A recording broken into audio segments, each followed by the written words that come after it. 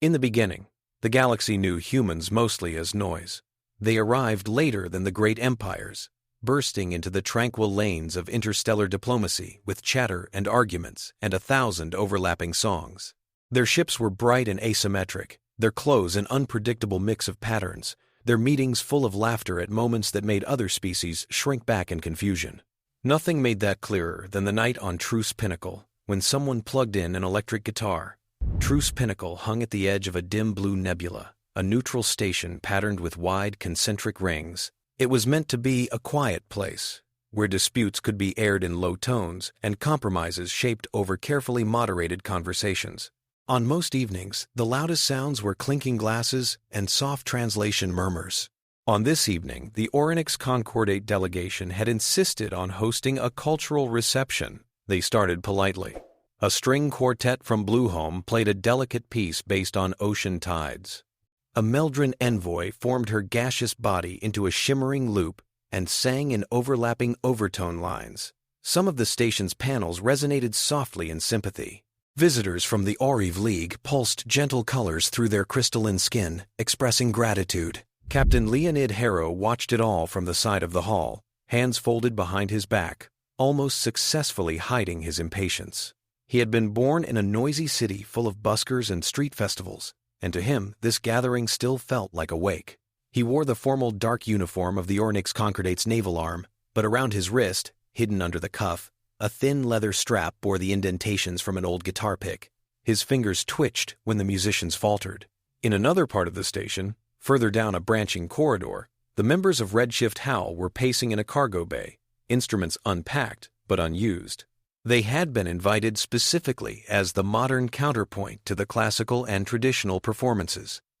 But the station's event coordinator had begun to look nervous as higher-ranking dignitaries filed in.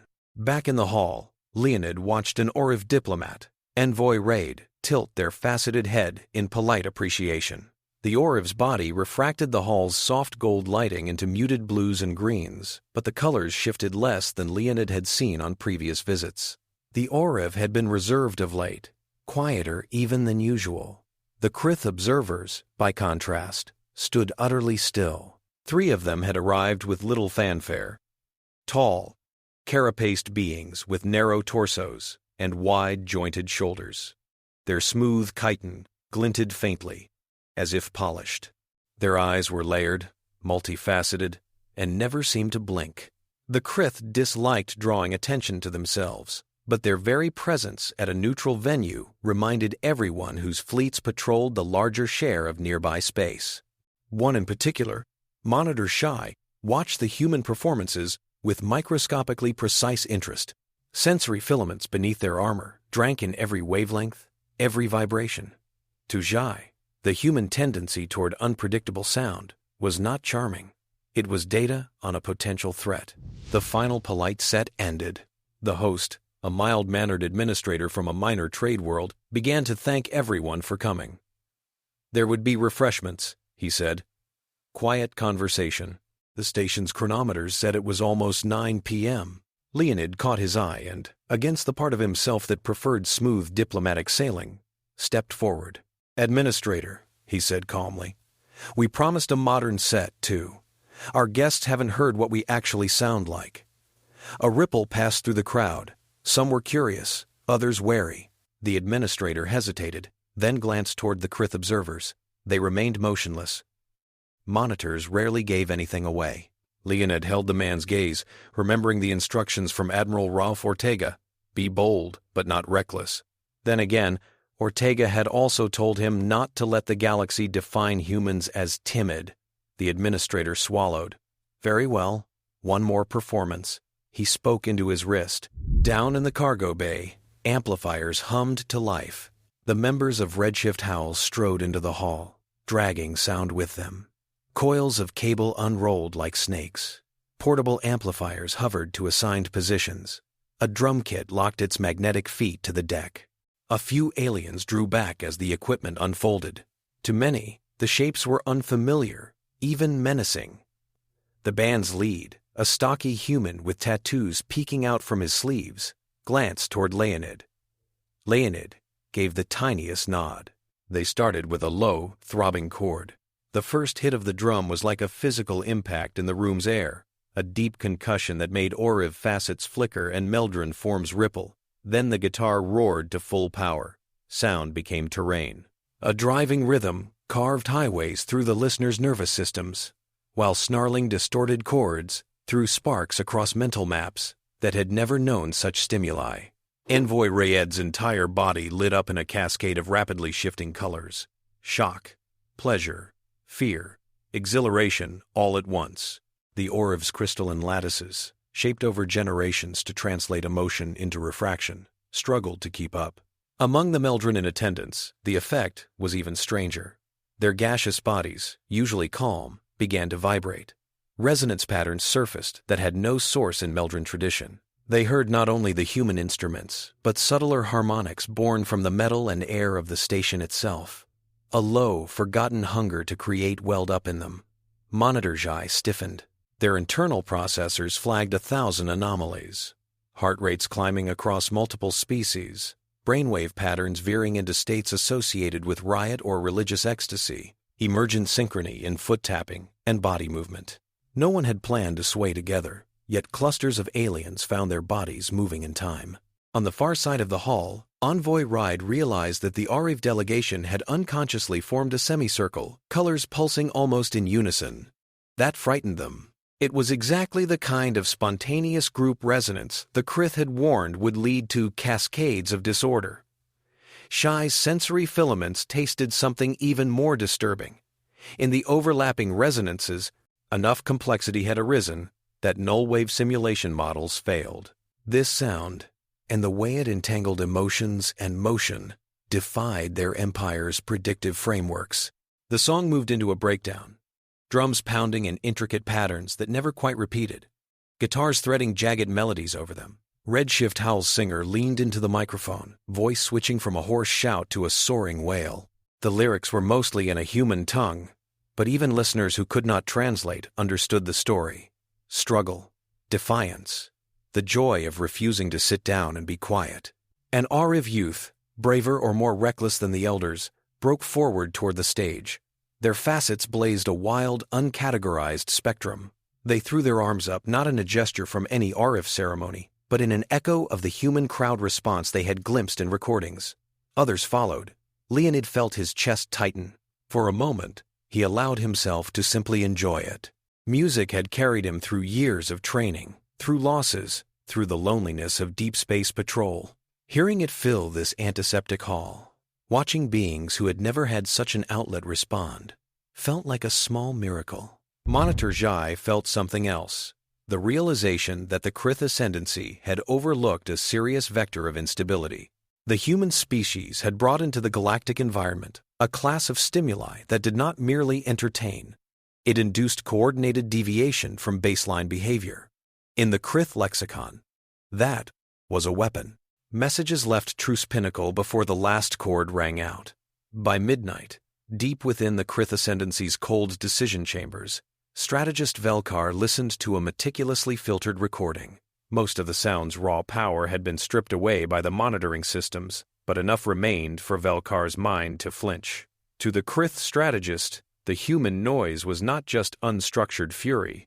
It was a highly complex signal that made nonsense of Nullwave Ankar's harmonics. Nullwave Ankar, the grandest construct of the Ascendancy, had been a work of centuries, a dispersed lattice of phase-tuned emitters threaded through known space. In its early stages, it had been merely an experiment in dampening mass hysteria after natural disasters. Over time, it had become a subtle but pervasive tool of governance, smoothing population mood swings, quelling insurrections before they fully formed, making ambitious rebellions feel pointless. The higher the output, however, the more Nullwave Ankar required predictability in cultural inputs. It thrived in environments where songs followed established modes and gatherings remained within scripted bounds. Human music, especially what they called heavy metal, tore at those assumptions. Valkyrie did not feel fear. The Kryth had carefully excised such excesses from their own genome generations ago. But there was something like apprehension, a crisp reallocation of attention. This must be prohibited, Valkyrie said. Monitors and jurists around the chamber recorded the words, and the machinery of the Empire went to work. The edict swept outward faster than any ship. From one day to the next, in every system where the Kryth held sway, structured sound beyond narrow permitted parameters became a crime. Anything with strong rhythm or complex melody, any gathering in which bodies moved together in response to sonic stimulus, was reclassified as use of a cognitive weapon. They called it the music ban. A week later, in the mixed population world of Thessala, people woke to silence. Port Halen, Thessala's main city, had been famous around the Ornyx Concordate for its open markets, street performers, and late-night bands galloping through half-learned covers under flickering neon. Its skylanes were full of small shuttles, its plazas filled with chatter. On the morning after the ban reached Kryth enforcement nodes in system, shutters stayed down. External speakers went dead. Patrol drones drifted lower, their lenses twitching at any device that might emit sound. Holographic notices blinked in public squares, displaying the Kryth decree in translated text. Sergeant Tessa Nwosu stood in a narrow Thessalan alley, helmet under one arm, and stared at one of those notices. Born on a rough colony where improvisation was survival, Tessa had always worked better amid noise than in any monastery quiet barracks. She led a Marine squad attached to the human garrison here, her job to separate drunk brawlers, calm misunderstandings with the Oriv Enclave, keep smugglers from getting too bold. None of that had prepared her to see musicians led away from doorways, as if they were saboteurs. Beside her, Corporal Masri muttered, "They're arresting the guy for owning a drum. A drum, Sarge." The vendor in question, an elderly Thessalan with fleshy tendrils where humans had hair, was being pressed against his stall by a Kryth enforcer. The enforcer's armor hummed softly, sound-dampening field swallowing his victim's protests. Tessa had orders not to escalate. The Ornyx Concordate was still officially at peace with the Ascendancy. Thessala was a shared interest world, where both had certain rights. "Record it," she said. "No confrontation unless they cross the line." Diego's jaw clenched. His handheld camunet was already up. Somewhere above, a human journalist's micro-drone darted closer to get a better angle. Noor Markow had come to Thessala to document trade talks and the hopeful melding of cultures. Now Noor stood on a rooftop at the edge of Port Halen's old music district, watching the same scene through a high-magnification feed projected onto the inside of their glasses. They saw the vendor's stall, rows of chipped hand drums, stringed instruments made from local trees, worn speakers. They saw the Kryth enforcer sweep one compound eye across the inventory, then gesture. A portable jammer unfolded like a dark flower, petals releasing a field that killed every speaker's voice. Noor hesitated, fingers hovering over the broadcast live toggle. Back on Bluehome, editors would want this. So would people on human worlds who still thought the ban might be limited to Kryth core territories. Noor pressed the toggle. The enforcer's movements grew even more mechanical under the ban's heightened protocols. Instruments were tagged as contraband. The vendor's pleas turned slack as the Nullwave field rolled over the plaza from a hidden local node. Eyes dimmed, voices lowered. Tessa felt it too, a subtle but inexorable draining of color from the world. Her annoyance at Diego's snort, her anger at the Kryth's arrogance, her background anxiety about news from Truce Pinnacle, all of it flattened into a gray reluctance to act. Even the habit of scanning for sniper positions felt optional. She knew this was wrong. She knew it in the same way she knew how to aim her rifle. But the knowledge sat in her mind like a fact about the weather, not a call to action. Beside her, Diego's hands trembled. The camunet dipped. He blinked. Once, twice, as if losing track of what he was doing. Deep in orbit, one of the Nullwave Ankar nodes linked to Thessala increased its output a fraction. Strategist Valkyrie had ordered the system used as a test. Far above, aboard the human warship UNSV Valkyrie, Dr. Amina studied the incoming data with a tightening throat. Amina had dedicated her life to understanding how minds shaped and were shaped by culture, particularly under the stress of foreign contact. She had mapped Oriv refraction patterns, Meldrin harmonic language, the muted emotional registers of the Kryth. Human brains, in all their messy variability, were her home turf. Now, watching the curves of Thessalan citizens' neural activity droop in near real time through covert biosensors, she saw something she had only theorized in the darkest footnotes of her papers. Nullwave Ankar was a population-scale sedative, not in the chemical sense, but in the attenuating of peaks and troughs in emotional resonance. It would not make people obedient robots. It would make them tired, unwilling to believe that effort could matter. At the Valkyrie's main communications console, Specialist Riku Tanabe added new plots onto Amina's displays. Riku's fingers moved quickly, overlaying variations in null-wave amplitude with behavioral indicators on the ground. "You seeing this?" Riku asked softly. "Yes." Amina's voice was flat. There was something almost obscene about watching courage evaporate on a graph. Then, in a small cluster of icons representing Tessa Nwosu's squad, an anomaly appeared. Heart rate variance shot up instead of down. Neural complexity climbed. Emotional amplitude, after dipping, spiked well above baseline. "What did they get hit with?" Amina demanded. Riku blinked, reran the feed, cursed under their breath. "Not a weapon. One of them, Masri, just broke protocol. He switched something on in his helmet." Down on Thessala, Diego's hand had found, almost without conscious thought, the playlist he kept hidden in his personal channel. Back on Bluehome, in training, he had done his best work while pounding beats filled his ears. Now he jabbed the command, almost in panic. Sound hammered into his skull. At first, it barely registered through the null-wave fog. Then a familiar riff, one of Redshift Howl's live tracks from Truce Pinnacle, cut through like a knife. The drums set a steady, insistent pulse. The guitar snarled. A scream of feedback gave way to a growl of a verse. Diego's lungs drew a deep, involuntary breath. The null-wave field still pressed. The weariness still whispered that nothing could change. But the music gave his mind something else to lock onto, a scaffolding of rhythm and pattern too complex and moving for the dampening to flatten easily. He straightened. His camunit rose again. "Masri." Tessa's voice came out sluggish, her muscles not quite remembering how to move her jaw with conviction. "What did you just do?" He hesitated. But the music was climbing toward a chorus now, and with it, his courage. "I turned on some tracks, Sarge. It helps. You should—" "Against regulations," Tessa said automatically. "Regulations aren't going to stop them from turning us into statues." Diego's words came faster now, resentment sharpening. "Just try it, please." She stared at him. The rational part of her knew she should order him to shut it down, but that part felt oddly distant.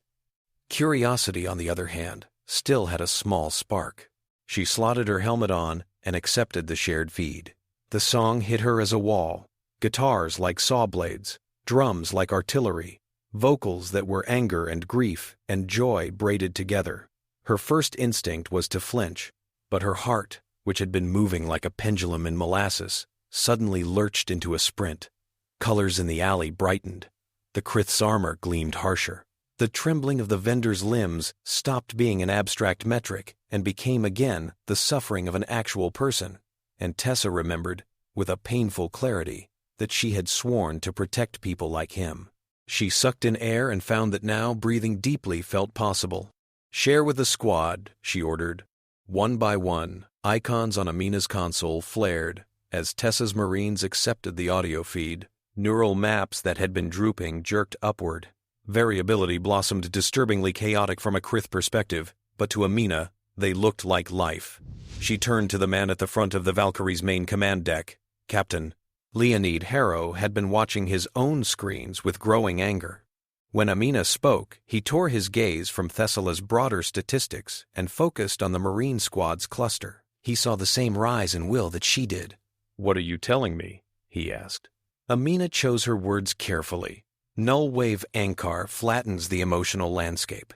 It blunts peaks, raises troughs. But that Marine's music is reintroducing complexity fast enough, and erratically enough, that the field can't fully account for it. "Music as countermeasure," Riku said quietly. "Not all music," Amina replied. "Look at the frequency spread, the polyrhythms, the timbral density. This is exactly the sort of structured unpredictability the Kryth have been trying to engineer out of the cultures they control. She pointed to a rising curve. Heavy metal specifically seems to act as a scaffold. Neural assemblies that were collapsing back to low-energy states now have something to grip. Leonid remembered the hall on Truce Pinnacle. The way the Ariv's colors had gone wild, the Meldrin's forms had quivered in patterns that no tradition had dictated. He also remembered Velkar's stony silence when the Kryth delegation had left early. Admiral Ortega needs to see this, he said. Hours later, Admiral Ralph Ortega watched the recordings in a secure briefing room aboard a different flagship, far from Thessala and Truce Pinnacle. He listened to the Redshift Howl track that had pulled Masri and his squad back from the brink. He watched graphs, pulse, and climb. He read Amina's preliminary report on Nullwave Ankar. On the wall, a three-dimensional representation of the galaxy spun slowly, latticed with thin glowing lines, estimated nullwave conduits. If this is accurate, Ortega said, then the Ascendancy intends to bathe every contested region in this field. Yes, Amina answered. Her voice over the encrypted channel was steady, but Ortega saw the lines of exhaustion on her face. And if they push it to maximum output, the results will be worse than occupation. People won't even feel the urge to resist. They'll still have thoughts and memories, but without emotional weight, everything becomes equally meaningless. It's sterilization of will, Ortega finished. A long silence held the room. On the display, a tiny icon marked Truce Pinnacle. Another marked Thessala. The Kryth-controlled territories were a cold wash over most of the galactic plane. What you're proposing, Ortega said at last, is that we base our counterstrategy on concerts. Riku, present alongside Amina on the Valkyrie's side of the link, couldn't help a faint smile. More or less, sir, with some modifications. It's not as absurd as it sounds, Amina added quickly. We're not talking about randomly blasting noise. We can design specific sequences. She tapped a control, and an intricate diagram of the Graviton Wolves track appeared, annotated with harmonic overlays that resonate destructively with the nullwave lattice's own modulation frequencies. Think of it as pushing someone's hand away by turning their own momentum against them, rather than just punching. And the cultural impact? Ortega asked. We've already seen the Kryth label music itself as warfare. Because they're not wrong, Amina said. At least, not about the potential. But we created this art for ourselves first. They tried to erase it. If we use it now, we're not introducing some unknown horror into the world. We're protecting the last spaces where people can still feel fully. On another feed, chorus keeper Ithrel of the Meldrin Choir floated, her gaseous form arranged in a toroidal shape. She hummed a chord that quivered with both fear and cautious excitement. We Meldrin have known for ages that resonance guides thought, Ithrel said. Our language is harmonics. Our prayers are timbres. The Kryth's Nullwave Ankar has always felt like a false silence to us, a suppression of our natural state. When we heard human metal on Truce Pinnacle, for the first time in centuries, something overpowered that smothering. To deny ourselves that tool now would be to accept oblivion. Ortega rubbed his forehead and looked back at the galactic map. The data from Thessala made his skin crawl, the curves of apathy rising, the graphs of protest energy evaporating before the first chant. If they did nothing, the Ornyx Concordate would slowly become a set of documents administered by populations too numb to care who held the pen. All right, he said. We make it official. Project Redshift Howl. He tapped a command. Orders began to unfurl across encrypted channels. Captain Harrow, he continued, focusing back on the Valkyrie. You will serve as primary platform and command for this project. Coordinate with Dr. Karun, Specialist Tanabe, and any collaborators they require. Leonid only nodded. Somewhere deep in the ship, Pavel Samake was already scribbling power flow equations on a digital slate, muttering about coupling audio arrays directly into the Valkyrie's emitters. What's our first move? Ortega asked. Amina brought up a different segment of the nullwave lattice, a tangle of glowing threads that converged into a dense knot. Here, she said, Coalreach Vandr. The data traces from nullwave transmissions suggest a relay nexus hidden in that distortion field. If we can hijack it and use it as a carrier, we might turn Nullwave Ankar against itself across half the Kryth periphery. Riku added, we'd broadcast a tailored performance live through their own network. Their protocols aren't built to classify complex audio as a command stream, so it would slip past a lot of their filters before they realized what it was. Ortega's gaze sharpened. You're not just talking about shielding our people, then. You're talking about hitting their infrastructure. Yes, Amina said, in a way that gives people back their capacity to choose, including those under Kryth rule. He thought of the Meldrin and Oriv under Nullwave, bright species dimmed. He thought of the way the Kryth had called human art a weapon while quietly pointing a far more insidious one at entire civilizations. Draw up a full plan, he said. And, Amina, don't forget the ethical considerations. If we're going to unleash this, we need to understand possible collateral effects. We will, she promised, though she knew no plan survived full contact with reality. On Thessala, the music band hardened into occupation. Kryth ships descended in austere formations. Curfews were imposed. Portable nullwave emitters appeared on street corners, invisible fields pressing down on any gathering that grew too spirited. Human Marines found themselves hemmed in by orders not to provoke an incident, their every move monitored. Yet under the surface, something else moved. In cramped apartments and hidden basements, speakers whispered tracks at the lowest audible volume. Teenagers passed encrypted files between handhelds. A single Redshift Howl recording could ignite an evening's worth of restless energy. People looked at one another with a shared secret. For a few minutes, at least, they still felt like themselves. Noor Markow's reports from Thessala, smuggled through convoluted data routes, showed brief, shaky footage of those moments. A woman in a scarf that covered her species' breathing vents, laughing and slapping a table in time with a beat. A Meldrin server in a quiet bar, vibrating in a complex pattern for a few seconds, before the nullwave heaviness reasserted itself. From these glimpses, in a secure lab aboard the Valkyrie, Amina and Ithrel refined their models. The Kryth think they've domesticated resonance, Ithrel said. One late night, though, in space, such terms were arbitrary. They use it to quiet, to flatten. They forget that resonance can also amplify.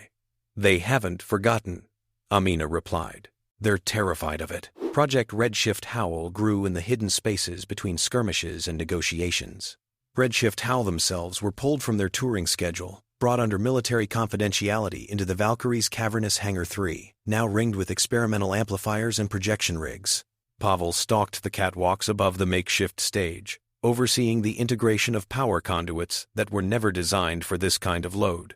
If we push these arrays to the levels Amina wants, he told Leonid, we're flirting with catastrophic burnout.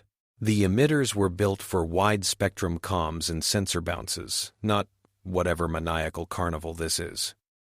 We'll reinforce what we can and accept the risk for the rest, Leonid answered. I'd rather blow a few circuits than lose entire worlds to emotional sedation. The band adapted as well. They were artists, not soldiers, but they understood what was at stake. Together with Amina and Riku, they reworked their signature track, Graviton Wolves, layering in Meldrin harmonic suggestions from Ithrel, embedding encrypted command pulses in the drum accents. The new version was not merely a song, it was a key. The Kryth watched all this with rising alarm. In the data towers of the Ascendancy, Monitor Xhai and Velkar pored over fragmentary interceptions, even scrubbed of direct content by their own filters.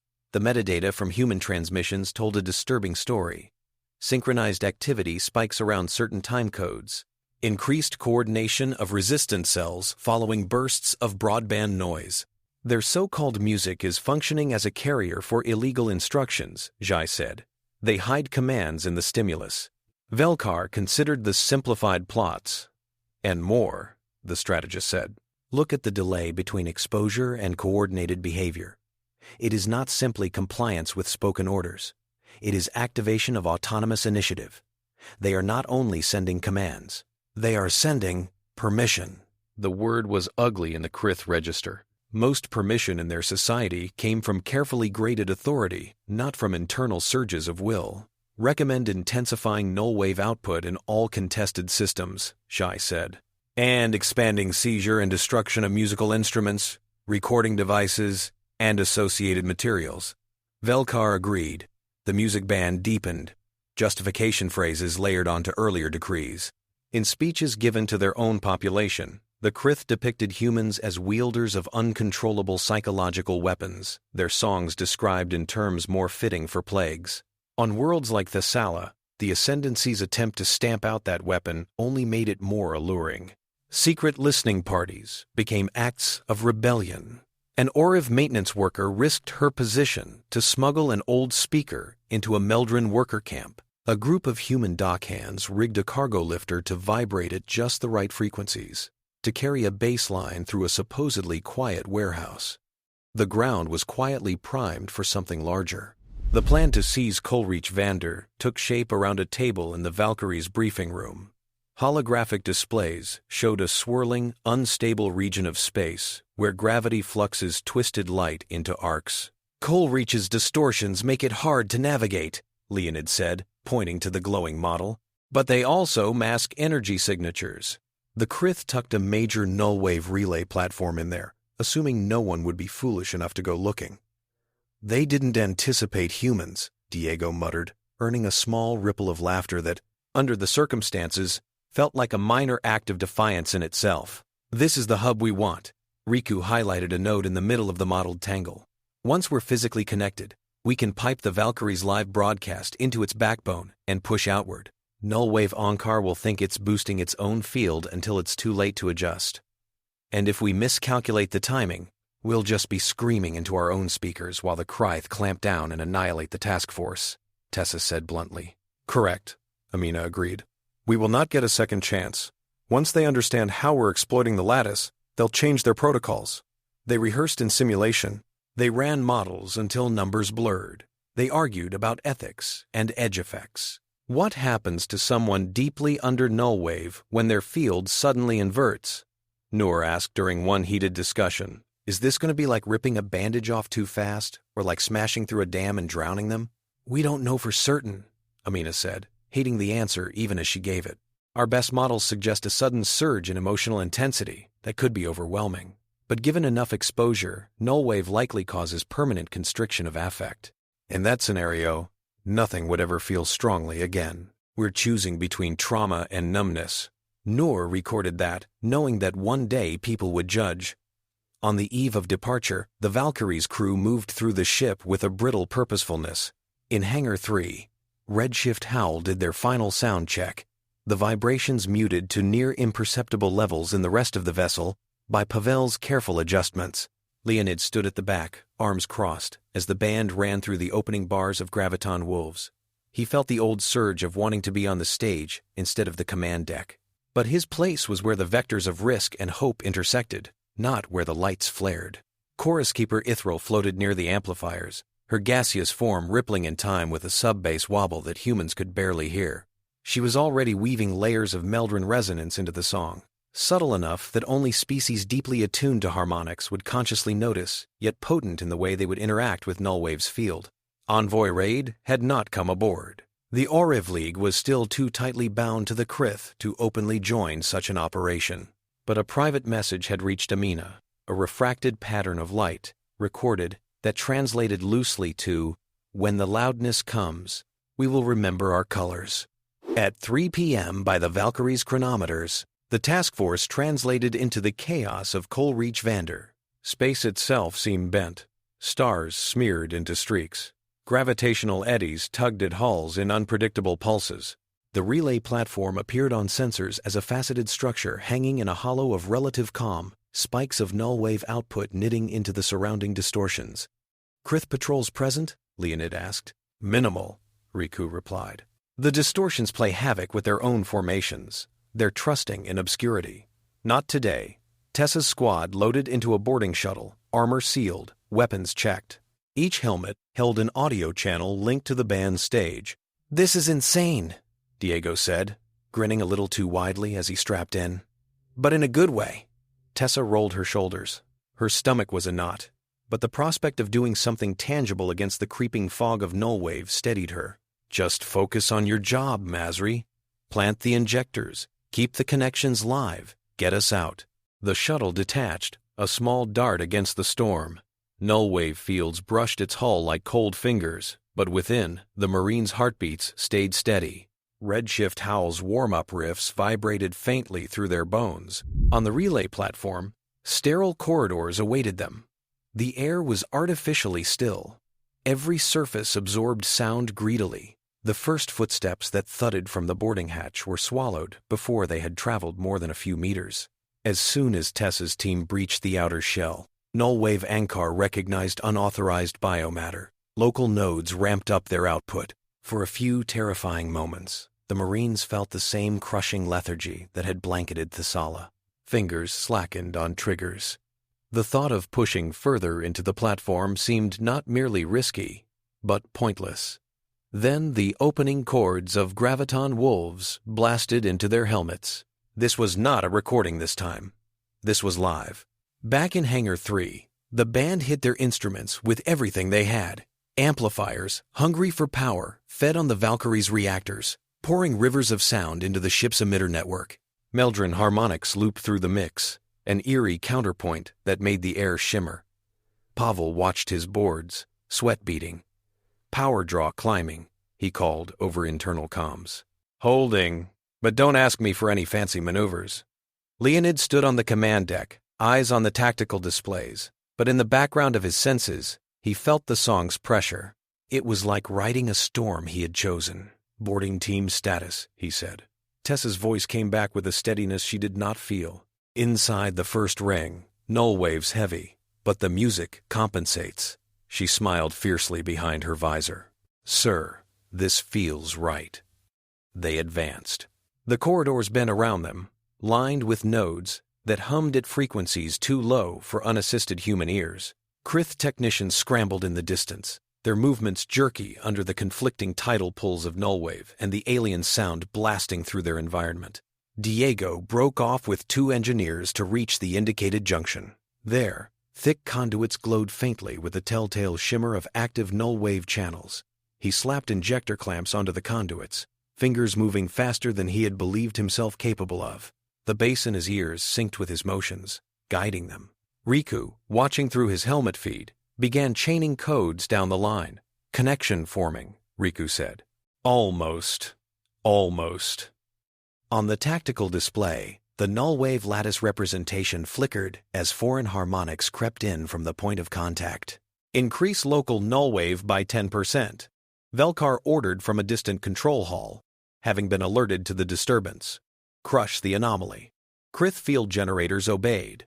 Invisible pressure deepened. On the relay platform, the atmosphere seemed to thicken. Tessa staggered as something tried to press her will flat to convince her that lying down and waiting for orders was the only reasonable course. The song hit its first chorus. Graviton Wolves howled through drums and strings. A layered roar.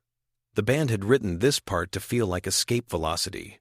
In Amina's models, this section corresponded to a sharp spike in neural integration, a moment when disparate brain regions lit up in unison, like city lights switching on.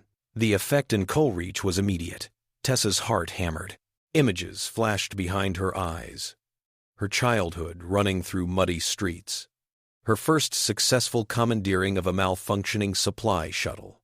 The face of the Thessalan vendor being pushed against his stall. Anger flared, not as blind rage, but as a hotline of intent. She straightened and took the next turn, rifle up. Kryth security units appeared at the corridor's far end, weapons raised. They fired. Energy bolts splashed against the bulkhead as Tessa dove. Her squad moved with an eerie synchronicity, each person seeming to anticipate the other's motions. They were not reading each other's minds. They were sharing the same pounding rhythm, their bodies filling in the beats together. On the platform's schematic, Riku's injectors lit green. The connection completed. Now, Amina said. Leonid gave a curt nod. Redshift Howl, full send. All channels, all bands. In Hangar 3, the band saw the signal light flash and unleashed everything. Sound surged from their rigs into the Valkyrie's communication cores, then into the boarding shuttle's tether, then into the relay platform's conduits. From there, it poured into Nullwave Ankar's carefully tuned channels. For a moment, Nullwave simply absorbed it, treating it as noise. Then, the harmonics began to bite. Across dozens of systems, populations under lingering Nullwave sedation twitched. It was night in some places, day in others. In Oriv farms lit by artificial suns, in Meldrin gas forests glimmering around dim stars, in cramped human housing blocks on shared worlds, people lifted their heads. They heard, faintly at first, an alien howl born on emergency frequencies, maintenance subchannels, environmental controls. It was distorted, thin, but its contour was unmistakable, a rising, defiant line. Nullwave Ankar's algorithms tried to compensate. They adjusted phase, tweaked amplitude, shifted patterns to reassert flatness. But Graviton Wolves had been built for this. Every time the lattice changed, the song's embedded structures found new ways to resonate destructively with it. At a street corner on Thessala, a small group of children paused in their game of rolling stones. One of them, a girl with human eyes and Thessalan tendrils, frowned. "Do you hear that?" she asked. Her friend, an Oriv boy whose facets had been dull for months, blinked. "Hear what?" The girl tapped her foot experimentally. The faint pulse in the air seemed to match. As she fell into step, her chest loosened. She laughed, suddenly, and for no clear reason. On a Meldrin mining rig orbiting a barren rock, workers slumped in their tanks, jerked as their bodies registered frequencies that were neither nullwave nor the usual mechanical hum. One began to hum along, almost reflexively, adding an overtone that did not exist in the original track, but fit perfectly between its notes. Like fire catching in dry grass, similar responses spread. Within the Kryth Ascendant cores, alarms howled. Dissonance indicators spiked in long, stable sectors. Coordination reports from multiple fleets began to show inconsistencies, units responding late or not at all to central commands. Local leaders making independent choices. Valkyrie stared at the Nullwave lattice visualization. Instead of the smooth gradient of influence they had cultivated, jagged bands of fluctuating intensity appeared, moving in rough synchrony with the human song's progress. "Cut power to sector nodes 12 through 20, Valkyrie ordered, tempted to sever whole regions of influence to stop the contagion. "Already attempted," a monitor replied. "The feedback loops are locking, strategist. The signal has embedded itself. Our own amplification is, they did not finish." Their words dissolved into a static-laden hiss, then returned, tones shaken. Back in Coalreach Vandr, the relay platform trembled. Tessa's squad had pushed deeper, fighting in bursts and pauses, keyed unconsciously to the music's structure. When the bridge of the song shifted to a half-time, grinding sequence, they found themselves ducking back into cover, reloading, reassessing. When a drum fill signaled a return to the full tempo, they surged again. Diego, crouched by a console, monitored the injector statuses. Heat warnings flashed. Conduit readings were spiking. This thing wasn't meant to carry this much. "Soul," he muttered. Nullwave saturating the platform fluctuated wildly.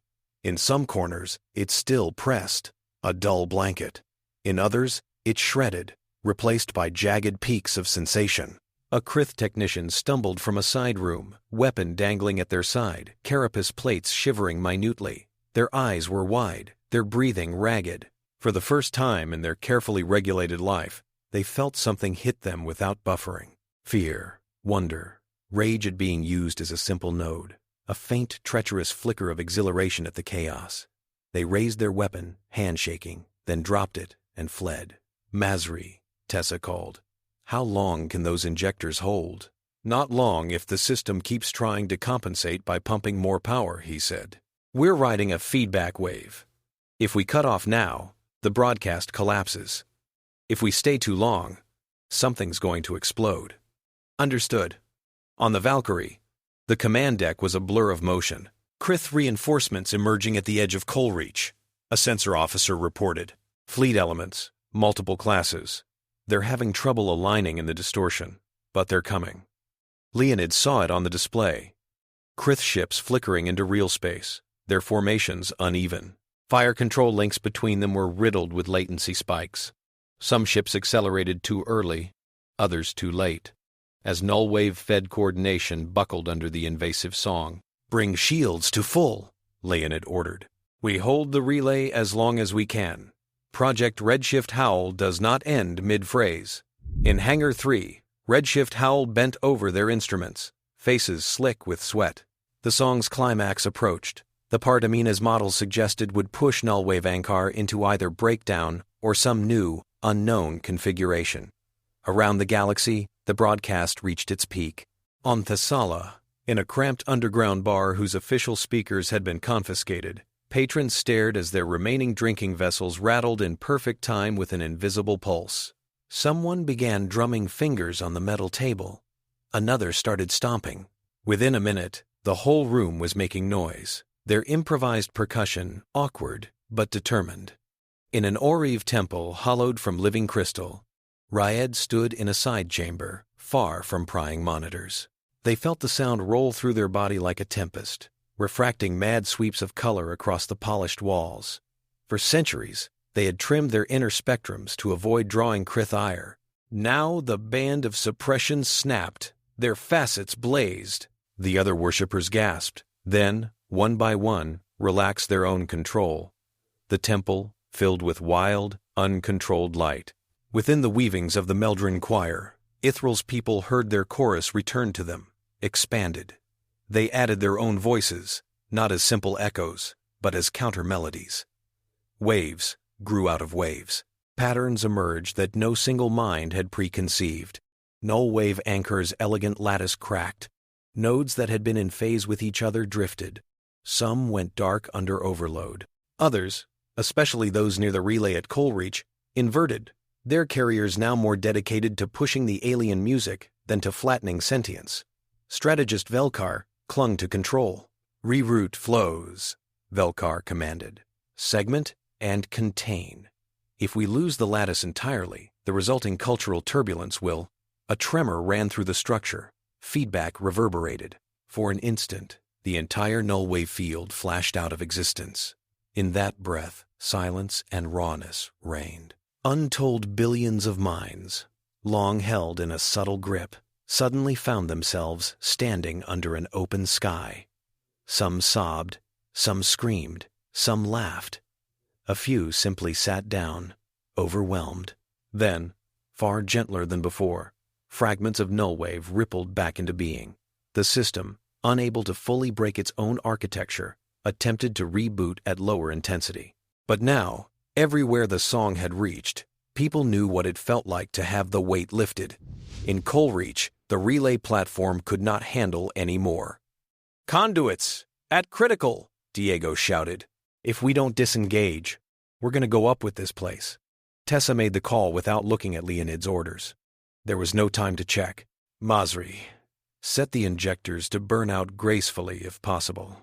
Everyone, fall back to the shuttle. Move." They sprinted down corridors, now flickering with misfiring lights. Nullwave pulses came in fitful stutters, like a failing heartbeat. In the distance, they saw Kryth personnel either moving aimlessly or curled up, clutching their chests not from physical injury, but from emotional overload. On the docking level, the shuttle bay shook as external impacts rang through the platform's hull. Outside, Kryth ships fired fragmented volleys, more out of reflex than strategy, their targeting coherent in some sectors and wildly off in others. The Valkyrie took the hits that counted, shields flaring, while returning focused fire at critical weapons nodes. Redshift Howl reached the final chorus. Their fingers ached. Their throats burned.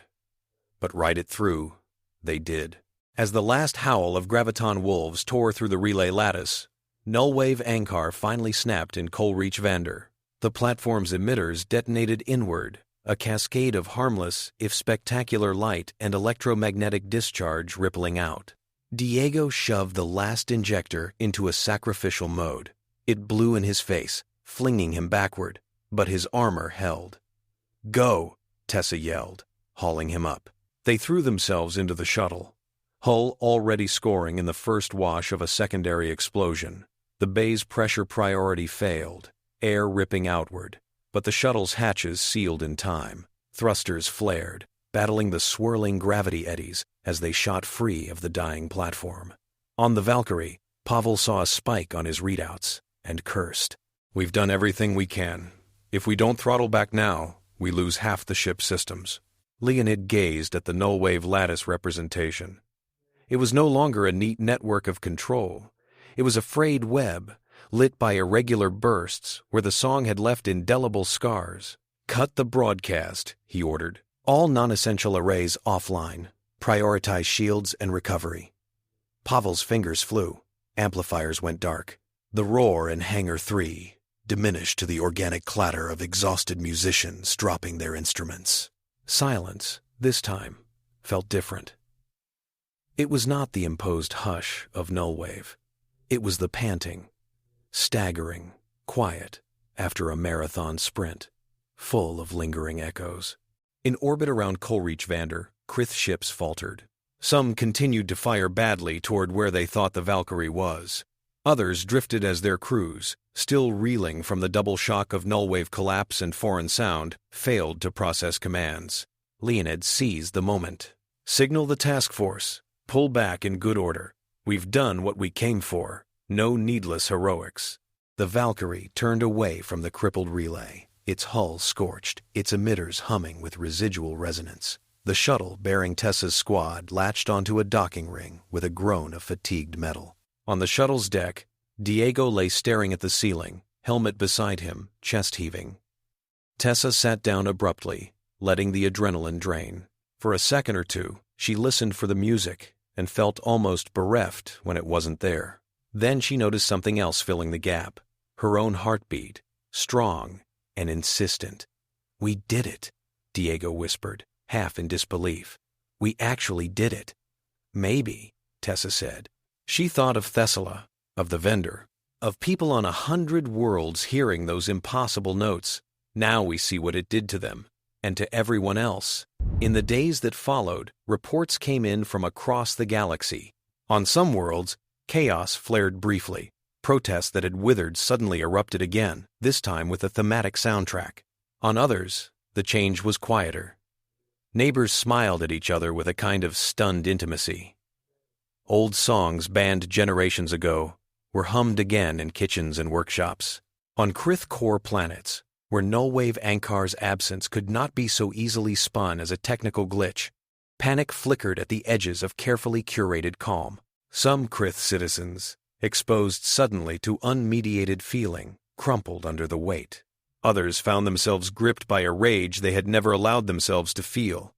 A few looked at the sky and felt, for the first time, curiosity about what lay beyond the network they had always taken for granted. Strategist Valkyrie, staring at crippled system displays, knew that the Ascendancy's age of easy control was over. "We cannot simply restore the lattice," a technician said. "The interference patterns are burned into too many nodes. Every time we push output past a certain threshold, local harmonics shift toward the human pattern." Valkyrie did not need to hear the track again to know which pattern they meant. The strategist folded their hands. "Then we must change strategy," Valkyrie said. "If we attempt to reassert full sensory control, we will provoke a backlash we no longer have the tools to manage. We will seek terms." Across the gulf of space, in the Orinex Concordate, leaders saw the same data from another angle. Nullwave's grip had loosened. That much was clear. But aftershocks would continue for years. Admiral Ortega convened one more high-level council. The question now was not whether Project Redshift Howl had worked. It had. The question was what to do with that knowledge. "We have demonstrated that cultural tools can hit as hard as any beam weapon," Ortega said. "We've also put something in motion that we do not entirely control. There will be imitators. There will be extremists on all sides who see in this the ultimate leverage. Shape what entire worlds feel." Amina nodded. "We can't uninvent the technique, but we can shape how it's talked about, and we can help create norms around its use." "Laws," Riku said. "Agreements. Maybe not everyone will follow them, but having them matters." Thus, somewhat reluctantly, humans and their allies agreed to sit down with the Kryth. Truce Pinnacle, once again, hosted representatives from multiple powers. This time, the halls were less hushed. The recent broadcast had emboldened small acts of individuality. A Meldrin envoy vibrated faintly as they moved, humming under their breath. An Oriv diplomat's facets flashed unregulated gradients, only partially suppressed when Kryth eyes turned their way. In one large chamber, Admiral Ortega, Dr. Amina Karun, Leonid Harrow, and Noor Markow sat across from Monitor Xhai and several other Kryth officials. Ithrel floated behind the human side, a swirling witness. Envoy Ryed lingered in the back, present but unannounced. The negotiations were careful. Kryth representatives demanded strict classification of psychological resonance weapons, arguing that the broadcast through Nullwave Ankar had nearly unmade half the civilized regions. Humans refused to accept any label that would reduce their culture to ordnance. In the end, language was hammered out that acknowledged the reality. Certain uses of structured sound as a means of deliberate, mass emotional manipulation would be treated as acts of war. There would be monitoring. There would be consequences. At the same time, opposing it, a jointly signed clause recognized the right of all species to develop and share art and music free from blanket suppression. Nullwave Ankar would be dismantled as a compulsory, empire-wide field. Some local applications, strictly bounded and disclosed, might remain for disaster mitigation, for medical uses, but the age of subtle global sedation was over. It was an imperfect agreement. Some Kryth resented it bitterly. Some humans felt it did not go far enough in condemning Nullwave's past uses. Many others, in the vast spaces between those negotiating tables, simply cared that they could hum again without looking over their shoulders. On Thessala, months later, a modest hall in Port Halen filled with a small crowd. The building had once been a storage depot. Now, hastily refurbished, it served as one of the first officially sanctioned multi-species cultural centers since the ban. Its walls were bare metal, its seats a mismatched arrangement of crates and benches. The air smelled faintly of grease and new wiring. Leonid stood near the back, in civilian clothes, collar loosened. Beside him, Tessa leaned against a support pillar, arms folded. Diego sat cross-legged on a crate, eyes alight. Noor hovered nearby, unobtrusively recording reactions rather than the stage itself. Pavel, looking uncharacteristically relaxed, fiddled with a soundboard in case the equipment misbehaved. On the stage, Redshift Howl tuned quietly. They had argued about what to play. The audience was a mix: humans, Thessalans, Oriv, a few Meldrin gathered in environmental tanks along one wall, and, at the far end, separated by a transparent barrier and flanked by security personnel from multiple factions, stood a single Kryth envoy. Monitor Xhai had volunteered, or been chosen, to attend. Their carapace was unadorned. Their posture was perfectly controlled, yet under their armor, multiple sensors ticked nervously. They had listened to the recording of Graviton Wolves more times than they would admit, analyzing, dissecting, never fully understanding why a part of their mind kept wanting to play the opening again. The hall's lighting dimmed slightly. The murmur of the crowd faded. Redshift Howl did not start with their heaviest track.